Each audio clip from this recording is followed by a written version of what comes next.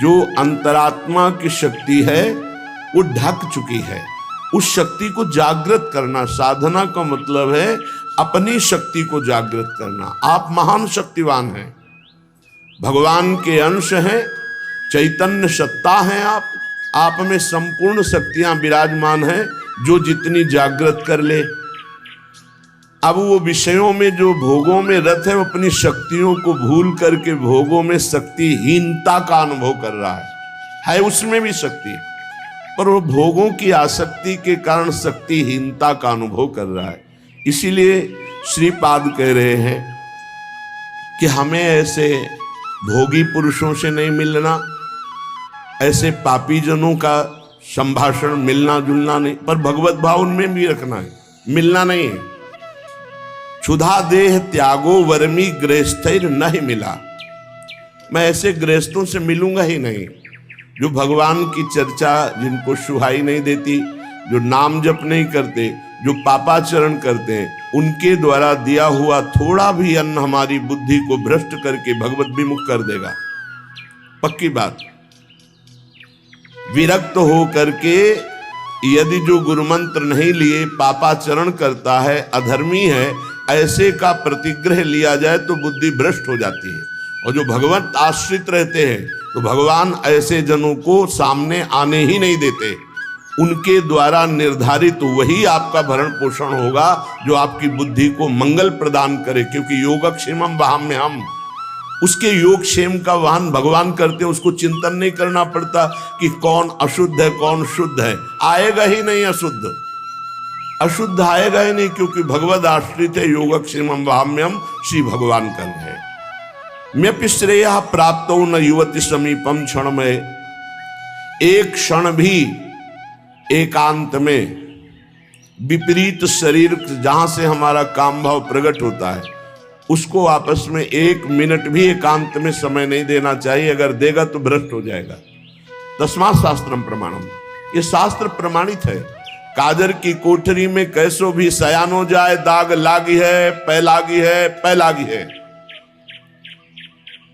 बहुत सावधान। जिनको सेवा दी गई है कि आप समाज सेवा कीजिए, तो उनको भागवतिक बल भी दिया जाता है, केवल सेवा ही नहीं दी जाती है। उनकी निर्विकारता उनके इष्ट और गुरु के बल से सुरक्षित होती है। देखो, अगर नाटक करोगे तो माया तुम्हारे सामने नाटक फैला देगी, नहीं निकल पाओगे। सच्चाई से चलोगे तो माया माँ है और कोई दूसरी वस्तु नहीं है। वो माँ की तरह दुलार करके आपको भगवान के चरणों में पहुंचा देगी। ये सब माया ही है। ये माइक माया है, ये आवाज माया है, ये शरीर माया है, ये जो भी आप देख रहे हैं, गो गोचर जहां लघु मनुजाई सो सब माया जानो भाई। ये माया आपकी मुक्त अवस्था को पहुंचाने के लिए है। अगर आप माया को भोक्ता भाव से देख लेंगे तो आप पतित हो जाएंगे। वो मां है। श्री भगवान के आश्रित जो भक्तजन होते हैं वो शास्त्र आज्ञा का पालन करते। एक क्षण भी शास्त्र आज्ञा की अवहेलना प्रमाद में की तो फंस जाओगे। वो तो भगवान कृपालु हैं, कृपा करके फिर उसको रास्ता देते, नहीं तो माया रास्ता बंद ही कर देती है, आगे चलने का रास्ता नहीं रह जाता परमार्थ का। तो कह रहे एक क्षण भी शास्त्र विरुद्ध आचरण के लिए किसी को समय मत दो। कोई तुम्हारा मित्र नहीं है, परमार्थ के सब विरुद्ध हैं। एक संसार प्रकृति विरुद्ध करे तो का कीजिए। वो आगे के दाझे गए भज पानी में आग लगे तो का कीजिए। एक संसार दुष्ट की संगति ताहू में तुम पुष्ट करावो। क्या भगवत आश्रित हो करके आप अगर मनमानी आचरण शास्त्र विरुद्ध करते हैं तो आपका मंगल हो सकता है? शास्त्र विरुद्ध आचरण करने वाले का कभी मंगल नहीं होता, इसलिए सावधान। देखो, श्रीधाम वृंदावन वास करने वालों को हमने कई बार सत्संग में प्रणाम किया है कि आप रिक्शा चलाते हैं, आप छोटी मोटी दुकान रखते हैं, आप पोछा लगाते हैं यहाँ ब्रजवासियों के घरों में, और आप किसी भी तरह अपने जीवन, तो हम आपको प्रणाम करते हैं। क्यों आप निश्चल और निष्कपट होकर के भगवत धाम का वास करके वृंदावन की प्राप्ति के लिए आप ऐसा कष्ट सहकर कर रहे हैं। लेकिन इसमें छल कपट नहीं, इसमें तिलक कंठी और वेश का दुरुपयोग नहीं। इष्ट और गुरु को गाली पड़ेगी, तुम्हारे सब पुण्य नष्ट हो जाएंगे। सात्विक वेशभूषा का हमने आदेश किया है कि आप अपने घर में पैंट शर्ट पहन सकते हैं। सात्विक वेशभूषा का आप सम्मान करें। आपके द्वारा कोई वार्ता, कोई चेष्टा, कोई ऐसी करनी हो जाए तो आपके इष्ट और गुरु को गाली मिलेगी। आप इस पर सावधान रहें। आपके इष्ट और गुरु आपका हित कर रहे हैं, आपका हित नहीं। वनवास कर रहे हो, आप वनवासी वेशभूषा में रह सकते हैं। आप वनवास वृंदावन में आप सेवा कर रहे हैं, आप कर सकते हैं। आपके गले में पड़ी होगी गुरु की लॉकेट, आपके मस्तक पर श्री जी का चरण चिन्ह, आप कंठी धारण किए हुए हैं, तो आपको शांत, सौम्य, गंभीर, प्रिय बर्ताव करना है। अशांत और निगेटिव व्यवहार करने वाले पर भी आपको शांत और सकारात्मक भाव, कोई बात नहीं, आप जा सकते हैं। वो फिर नाराज हो रहा है, फिर हम हाथ जोड़ रहे हैं। हमें मार पीट, गाली गलौज, छल कपट नहीं करना। और जो यहां आसपास दुकान रखे हुए हैं उनसे हमारी प्रार्थना है, राधा केली कुंज से आपका कोई संपर्क है नहीं। आप दुरुपयोग मत कीजिए वेश का, आप इस स्थान का दुरुपयोग मत कीजिए, नहीं तो आपका वृंदावन वास छूट जाएगा और ऐसी समस्याओं में फंस जाओगे, निकलना मुश्किल हो जाएगा। हमारा संकेत समझ लीजिए, किसी से कोई संपर्क नहीं, सब अपनी अपनी दुकानें लगाए हुए हो। जो विविध प्रकार से सफेद वेश धारण करके, कंठी धारण करके, बाल रखा करके और इसके बाद गंदा आचरण करते हैं, वो अपने गुरु और इष्ट का और धाम का अपराध करते। ऐसे लोग कभी धाम में नहीं मरते। हमारा भूख से शरीर छूट जाए लेकिन हम अधर्म आचरण नहीं करेंगे। सबके ऊपर कानून शास्त्र है और शास्त्र संतों के हृदय से प्रकाशित होता है। वृंदावन वास का मतलब है निष्कपट सरल ढंग से तुम्हारा श्री जी भरण पोषण करेंगे। अचानक कोई व्यवस्थापक ऐसी व्यवस्था कर जाएगा जो लाडली जी के द्वारा प्रेरित है, ऐसे आचरण, गलत आचरण, दोहन वृत्ति, किसी को किसी के संबंध से दोहित करना, गुरु पत्नी गामी कहते हैं उसे। गुरु पत्नी को, गुरु के सबके पत्नी थोड़ी होती है, वो तो ब्रह्म ऋषि जो कुछ ऐसे कुल परंपरा जिनकी चली हुई है, और बकाया सब जो विरक्त हैं वो गुरु पत्नी गामी का दोष कैसे लगता है? गुरु के नाम पर उनके द्वारा दी हुई संपत्ति का भोग करना गुरु पत्नी गामी कहा जाता है। श्री जी के द्वारा व्यवस्था होना, गुरु जी के द्वारा व्यवस्था होना एक अलग चीज है। आप उनके नाम, उनकी छाप का प्रयोग करके आप दोहन वृत्ति रखते हैं, ये गुरु पत्नी गामी का अपराध महापापों में आता है। इसलिए सब कोई सावधान होकर वृंदावन वास करो। वृंदावन वास के लिए कह रहे क्षुधा देह त्यागो वर्मी गृहस्थिर नहीं मिला।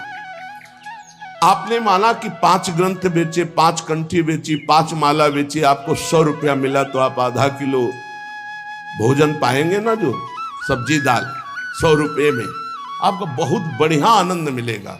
और आप ये जो हजारों रुपए, तो आपकी विलासिता, भोग बुद्धि बढ़ेगी, पापाचरण बढ़ेगा, धाम से निकाल दिए जाओगे। कहीं ना कहीं ऐसा भयानक रोग होगा, भागोगे यहां से, अशांति पैदा हो जाएगी। बहुत सावधानी की जरूरत है। आप अगर अपनी ये सावधानी नहीं रखेंगे तो ये धीरे धीरे बुद्धि को भ्रष्ट करती चली जाएगी। ऐसी व्यवस्था से हो, ऐसा कार्य करो जिससे कम से कम निष्कपटता, सरलता, सच्चाई तुम्हारे जीवन में बनी रहे, छल कपट ना रहे। नपि श्रेयः प्राप्तो न युवति समीपम क्षणमय। ये मौत की भी मौत है बाबागिरी। काम, क्रोध, लोभ, मोह, मद, मत्सर, इन सब को मार दिया जिसने, और मौत की मौत, मृत्यु का भी भय जिसके अंदर से खत्म हो गया, उसे कहते हैं फकीर। फिकर फार फकनी करे ताको नाम फकीर। फकीर का मतलब खिलवाड़ समझ लिया क्या? अगर हिम्मत है तो अपने घर से अनुमति लेकर के पूर्ण मर्यादा के अनुसार और जीवन भर न रुपया के सहारे, एकमात्र भगवान का सहारा। बहुत सावधानी से धामवास करो। ऐसा मत प्रयोग करो, दोहन वृत्ति मत रखो। गुरु के नाम की, गुरु के प्रभाव की दोहन वृत्ति तुम्हारा पतन करा देगी। ये गुरु पत्नी गामी का कलंक उसको लगता है। बहुत सावधान।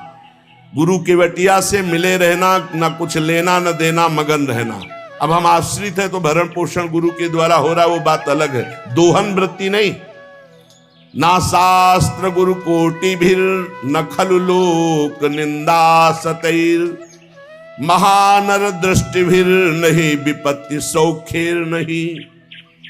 करोड़ों करोड़ों बार शास्त्र समझा रहे, गुरु समझा रहे, तुम्हारे समझने की शक्ति नष्ट हो चुकी है। देखो, शक्ति मां है। जैसे हम बार बार कहते हैं, माताओं बहनों में जननी भाव, पूज्य भाव, क्योंकि उससे आपके अंदर शक्ति बढ़ेगी। और जब आप इन शक्ति को शक्ति स्वरूपा जननी स्वरूपा देवियों के प्रति काम भाव रखोगे तो आपकी शक्ति नष्ट हो जाएगी। बिना शक्ति के कुछ नहीं है संसार में। भगवान की अलौकिक शक्ति है जो सब में व्याप्त है, उसके बिना सब सौ के तुल्य हैं। बहुत ध्यान से सुनना।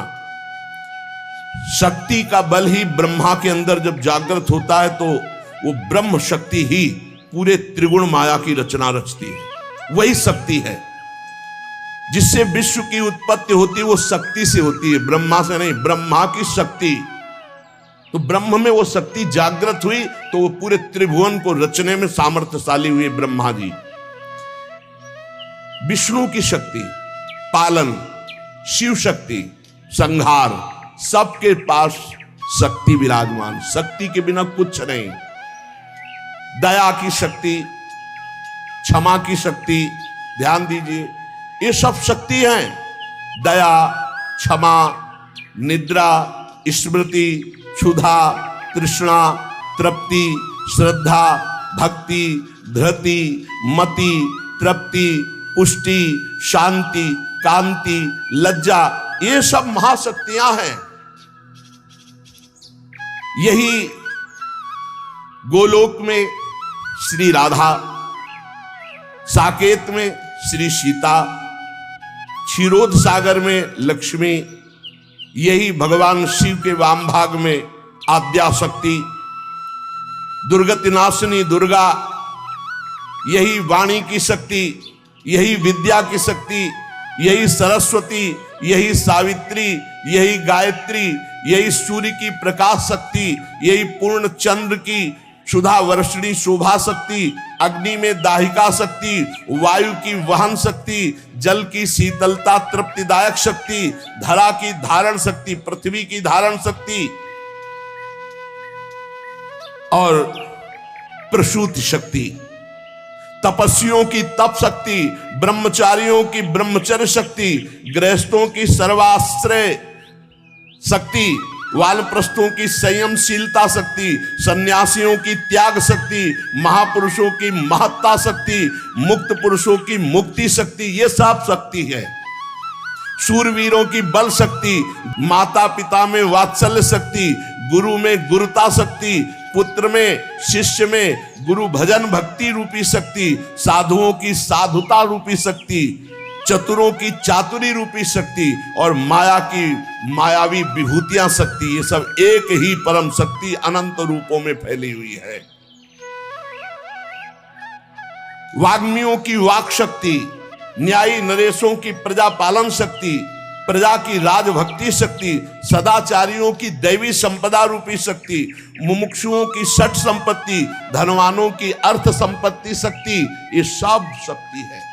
हजारों शक्ति रूप धारण करके चराचर जगत को, ज्ञानियों की ज्ञान शक्ति, प्रेमियों की प्रेम शक्ति, वैराग्यवान की विराग शक्ति, भक्तों की भक्ति शक्ति, यही राज्य लक्ष्मी शक्ति, सौभाग्य लक्ष्मी शक्ति, शोभा लक्ष्मी संपत्ति, यही सब कुछ, यही परमात्म शक्ति जब जागृत होती तो त्याग, वैराग्य, तपस्या, काम क्रोध पर विजय और मोक्ष और परम पद और प्रेम, जो चाहे, प्रेम शक्ति भी है। इस शक्ति को जागृत करना है। इसीलिए कह रहे तुम्हें शास्त्र 100 बार समझा रहे, गुरु हजार बार समझा रहे, तुम्हारी समझ में नहीं आ रहा क्योंकि तुमने अपनी शक्ति का नाश कर दिया है। इसी मंत्र से शक्ति जागृत होती है, नाम जप से शक्ति जागृत होती है। ये महाशक्ति जब जागृत होती है तो पूर्ण ज्ञान उसके अंदर जागृत हो जाए। ज्ञान शक्ति जब आराधना की जाती है तो ज्ञान शक्ति, वैराग्य शक्ति, भक्ति रूपी शक्ति, प्रेम शक्ति, ये शक्ति ही है, सब रूपों में जागृत होती है। आज तक बिना इस शक्ति को जागृत किए कोई कहीं भी सफल नहीं हुआ। बड़े बड़े शक्तिवान महात्मा हैं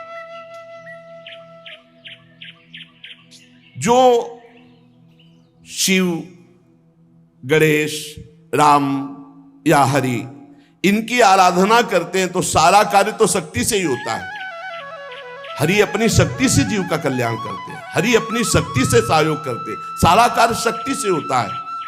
वही शक्ति जब रूप धारण करती तो अभी आपको नाम सुनाए, वही विद्या, वही कला, वही लक्ष्मी, वही काली, वही तारा, वही षोडशी, वही अंबा, वही जगदम्बा, वही शक्ति है, वही तुम में विराजमान है। जो उपासक इस शक्ति का गलत भाव से दर्शन करता है, वही प्रगट स्त्रियों के रूप में विराजमान है, वही हमारे अंदर हर शक्ति के रूप में विराज, सब शक्ति छीन हो जाती है। व्यभिचारी पुरुष किसी भी शक्ति को धारण नहीं कर सकता। इसलिए शास्त्र आदेश करता है, एक क्षण भी कभी दूषित भाव किसी माता बहन के प्रति मत करो। गृहस्थी में हो तो तुम्हारा जो पाणिक ग्रहण संस्कार हुआ बस उतने में केवल सीमित रहो, धर्म की ये रेखा है उसको पार मत करना।